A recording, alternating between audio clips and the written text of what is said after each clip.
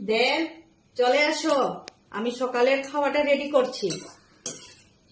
কি বানাচ্ছ গো? আমি আমের রস নিয়েছি আর মুড়ি দিয়ে খাবো। তোমাকেও দেবো, তোমার জন্য দেখো মুড়িটা আমি রেডি করে নিয়েছি। খাবে নাকি তুমি বলো? কি দিয়ে বানাচ্ছ? আমের রস দিয়ে মুড়ি, আর মুড়ি খেতে ইচ্ছে করছে সকালে। আম দিয়ে মুড়ি? আম দিয়ে মুড়ি খাবো, খেয়ে দেখো না কেমন হয়। দুধও দিয়ে দিচ্ছি, তোমার তো আবার একটু মিষ্টি মিষ্টি লাগবে, না হলে তো তোমার আবার হবে না। তাই